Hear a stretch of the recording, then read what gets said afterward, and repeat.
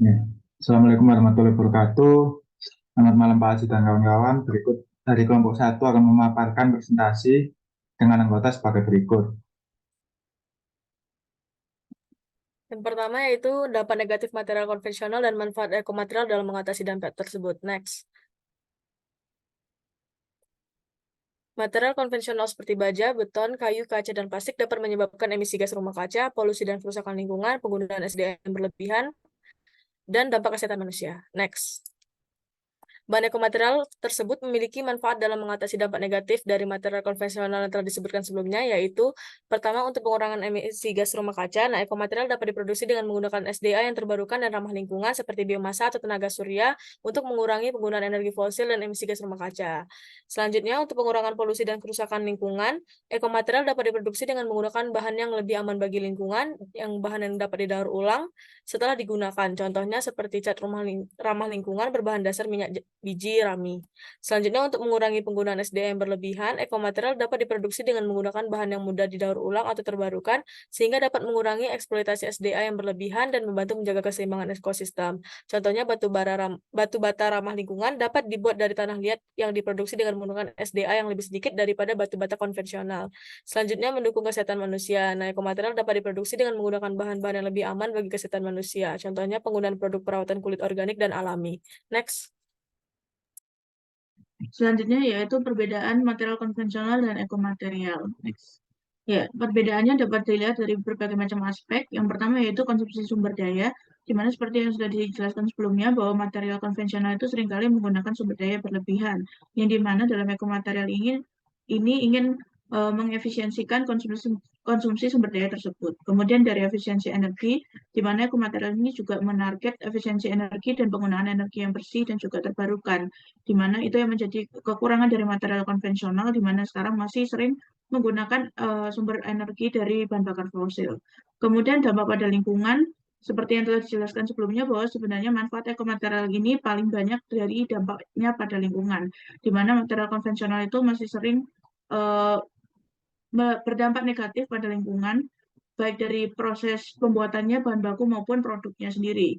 Kemudian dari aspek daur ulang dan pembuangan, ekomaterial ini juga memperhatikan aspek daur ulang dan pembuangan dari produk yang telah dihasilkan agar dapat didaur ulang kembali dan tidak berdampak negatif pada lingkungan. Kemudian dari performa dan ketahanan, inilah yang jadi kekurangan dari ekomaterial, di mana ekomaterial ini karena berfokus pada dampak pada lingkungan, performanya itu masih kurang jika dibandingkan dengan material konvensional. Namun ini dapat diriset kembali dari sisi performanya. Kemudian dari harga, proses produksi ekomaterial ini masih lebih tinggi harganya daripada material konvensional karena teknologinya yang masih tergolong baru. Next. Baik, untuk yang selanjutnya itu syarat-syarat ekomaterial. Next. Nah, untuk syarat-syarat ekomaterial itu ada beberapa yang kami dapat, seperti yang tertera pada layar.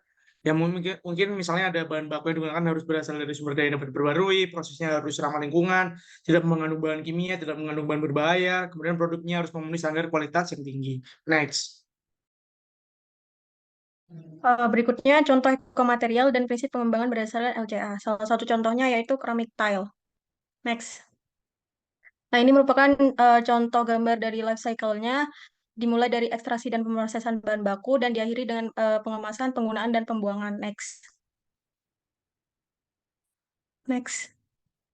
Kemudian untuk pelaksanaan LCA itu mencakup pertama inventaris siklus hidup, di mana di sini itu memuat data primer seperti bahan baku, transportasi. Next. Pengolahan limbah manufaktur. Dan kedua itu ada interpretasi siklus hidup, di mana dengan LCA ini dapat secara signifikan mengurangi dampak lingkungan dari proses produksi ubin keramik untuk pengurangan emisi CO2, mengurangi konsumsi energi, dan lain sebagainya. Next. Selanjutnya berbicara mengenai proses pembuatan dari solid keramik. Next. Ya, untuk pembentukannya yaitu ada tiga. Nanti yang pertama tahap pembentukan, tahap lapisan, dan tahap finishing. Karena tahap pembentukan ini itu meliputi pengolahan bahan baku, penyiapan tanah liat, pembentukan, dan pengeringan. Setelah itu bahan baku yang sudah disiapkan beserta titiknya digiling dengan menggunakan air sehingga pada proses ini menghasilkan suspensi. Yang dimana setelah itu dilakukan atomisasi. Kemudian tahap lapisan yang dimana tahap ini itu diawali dengan persiapan glasir, yaitu lapisan kaca yang diaplikasikan pada permukaan keramik. Bahan utama pada proses ini itu adalah beras, kaolin, pasir, beberapa oksida, pigmen, air, dan lain-lain, yang kemudian digiling untuk membentuk suspensi glasir. Setelah itu, bodi keramik glasir dengan menggunakan teknik pencelupan, penyemprotan, bleach, dan dripping.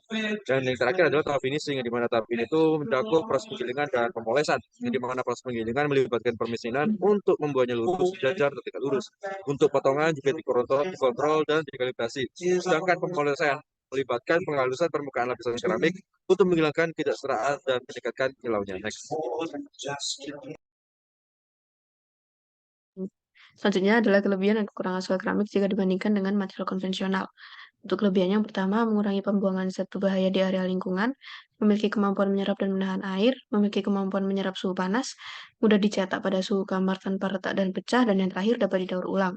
Untuk kekurangannya, yang pertama, jamur dan lumut mudah tumbuh di material ini, kemudian mudah retak dan terkikis, rentan mengalami kebocoran, membutuhkan proses yang cukup panjang dalam pembuatannya, dan cukup susah untuk pemindahan. Next. Lalu untuk pengembangan dan penelitian sel keramik, sejak dikenalkan pada tahun 1933, material terbagi menjadi 3 macam, yaitu material less hazardous substance, material of green environmental profile, dan recyclable material. Penelitian diawali dengan penelitian terkait PLCA atau Product Life Cycle Assessment, lalu dilanjutkan dengan penelitian terkait MLCA yang merupakan akronim dari Material Life Cycle Assessment. Jadi PLCA itu intinya mengusut tentang life cycle dari produk, sedangkan untuk MLCA itu dari materialnya. Kategori sel keramik masih pada tahap awal penelitian dan belum pada tahap penggunaan praktis yang luas. Beberapa contoh aplikatif adalah membran sintering, material bangunan, dan dekorasi.